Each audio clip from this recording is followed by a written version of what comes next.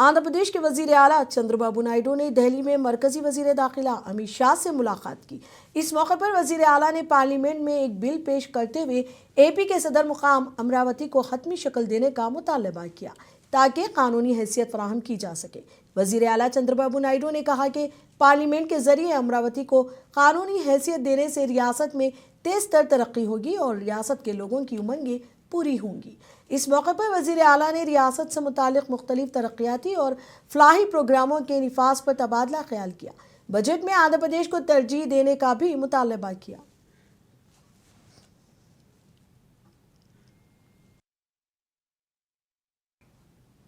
आंध्र प्रदेश काबीना का इजलास वजीर आला चंद्रबाबू नायडू की सदारत में मुनक्किद होगा।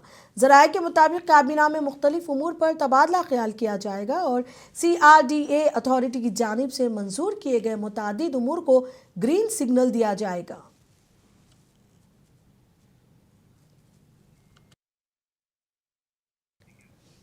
आने वाले मुक़द्दस माह रमज़ान के पेश नज़र तेलंगाना के वज़ीर अक़लीती बहबूद मोहम्मद अज़हरुद्दीन ने तारीख़ी मक्का मस्जिद और शाही मस्जिद बाग़-ए-आमा पब्लिक गार्डन का दौरा किया।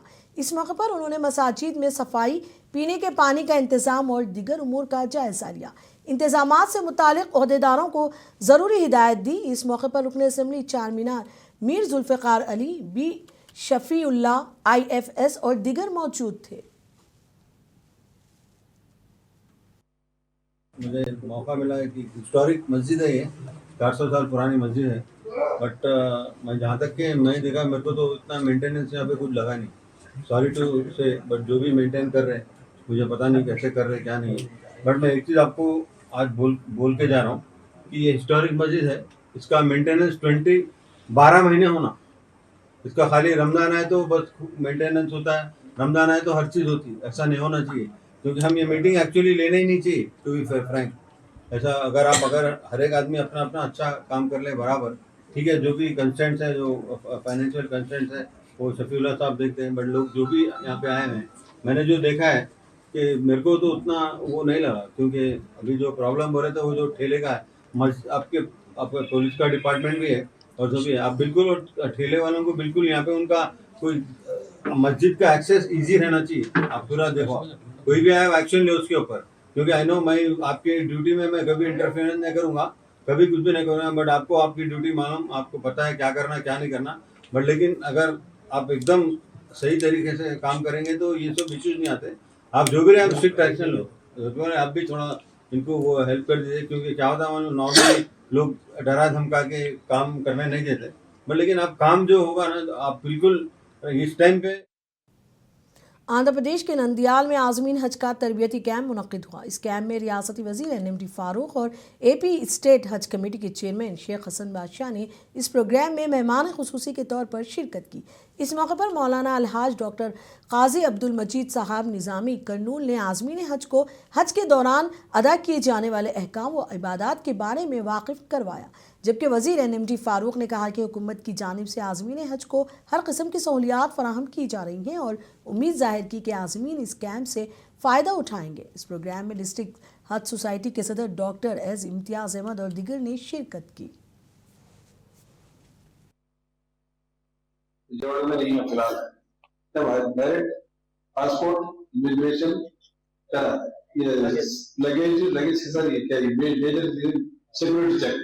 एवरीथिंग जैसे हजों करके डायरेक्ट फैमिली जाते थे। अब भी आज तक वही चल रहा है हैदराबाद के अंदर। जब वो जमाने में नहीं तो 2000 में कैसा चला ऐसा चला है, हिंदुस्तान में कभी नहीं चला है। पासपोर्ट इंडिविजुअल जाना तो दिखाना, लोग सब चेकिंग कीजिए, पूरा एयरपोर्ट पे करना। पर हमारे हैदराबाद में जब हम लोग चंद्रबाबू नायडू की वजह से PM हमारी बात सुनते थे, आज आपके जैसा तो हमारे स्टेट इम्पोर्टेंट, हमारे स्टेट के हमारे मसाजिद हमारे प्रोग्राम पर है, उसके हमारे वो मसले हम डायरेक्ट एवरीथिंग फ्रॉम द हजर से पूरी चीजें हजर से करे। नहीं तो आप लगे जाए बहुत उठा के लेके जा सकते हैं। आप 40 दिन का पूरा लेके जाने में कितनी काफी मुश्किल होती। ఒక మంచి కార్యక్రమము మక్కాకి వెళ్ళే యాత్రికుల కోసం ట్రైనింగ్ ప్రోగ్రాం జరిగింది. మొట్టమొదటి ట్రైనింగ్ ప్రోగ్రాంలో ఈ నంద్యాలలో జరగటం మన మినిస్టర్ గారైన ఫారూక్ ఆధ్వర్యంలో జరిగిన ఈ కార్యక్రమానికి ప్రతి ఒక్కరూ హాజీలు. ఈ నంద్యాల టౌన్ నుంచి 104 మంది హజ్ యాత్రకు బయలుదేరుతున్నారు. ఈ యాత్ర మనకు ఏప్రిల్లో వాళ్ళు బయలుదేరుతారు ఇక్కడ నుంచి రంజాన్ తర్వాత. ఆ యాత్ర వారి అందరికీ ప్రత్యేకంగా ప్రార్థన చేస్తూ ఈ ట్రైనింగ్ ప్రోగ్రాం జరగటం జరిగింది. आंध्र प्रदेश के वजीर कानून व अक़लीती बहबूद NMD फारूक ने कहा कि रियासत के अवाम हुकूमत की जानिब से शुरू किए गए अवामी फलाही स्कीमों की हिमायत कर रहे हैं। उन्होंने कहा कि किसान उनके नामों के साथ नए पट्टा पासबुक जारी किए जाने पर खुश हैं। उन्होंने मजीद कहा कि वजीर आला चंद्रबाबू नायडू रियासत को रेवेन्यू मसाइल से पाक करने के लिए काम कर रहे हैं। वजीर ने इल्ज़ाम लगाया कि 5 साल जगन हुकूमत के दौरान रीसर्वे के नाम पर रेवेन्यू सिस्टम को मुकम्मल तौर पर तबाह कर दिया गया था।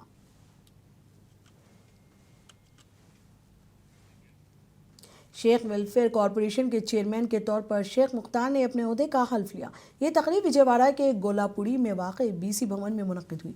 इस प्रोग्राम में रियासती वज़ीर सविता और अक़लीती उमूर के मुशीर और क़ानून साज़ कौंसिल के साबिक़ चेयरमैन MA शरीफ, रियासती अक़लीती मालियाती कॉरपोरेशन के चेयरमैन मौलाना शेख मुश्ताक अहमद और दीगर ने शिरकत की।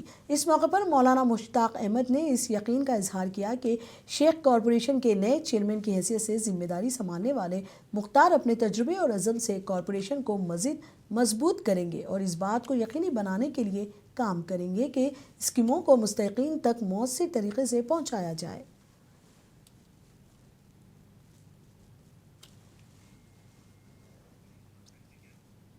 रायचोटी तेलुगु देशम पार्टी के टाउन सदर खादर वली की क़यादत में RPL क्रिकेट गेम्स का आगाज़ हुआ। इस प्रोग्राम में मशहूर डॉक्टर्स बयारेड्डी और नारायण रेड्डी ने शिरकत की। इस मौके पर डॉक्टर्स बयारेड्डी और नारायण रेड्डी ने उम्मीद जाहिर की कि रायचोटी के खिलाड़ी RPL में अच्छी सलाहियतों का मुजाहरा करेंगे और रियासती और बैनुल अक़वामी सतह पर तरक्की हासिल करेंगे। उन्होंने टूर्नामेंट में हिस्सा लेने वाले खिलाड़ियों को मुबारकबाद दी।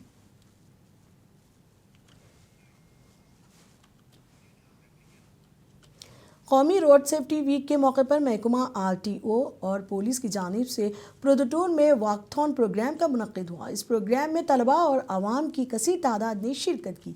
इस मौके पर RTO मनीषा ने तलबा को रोड सेफ्टी और ट्रैफिक क़वानीन पर अमल करने का मशवरा दिया। इस प्रोग्राम में RTO Manisha, motor vehicle inspector Narayan Nayak, Hema Kumar, Ravindra Nayak और दीगर ने शिरकत की।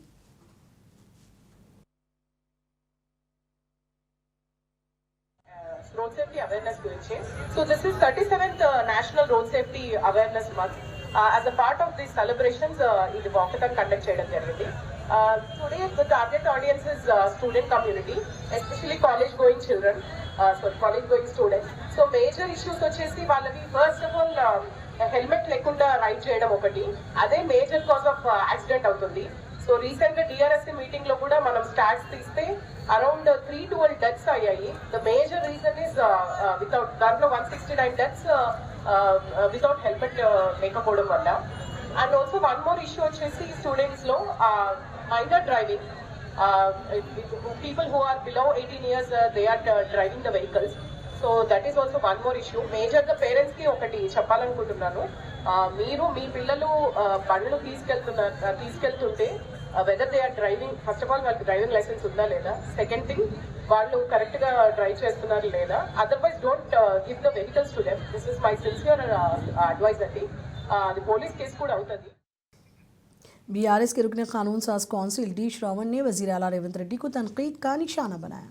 उन्होंने अवाम को गुमराह करने का हुकूमत पर इल्ज़ाम लगाया।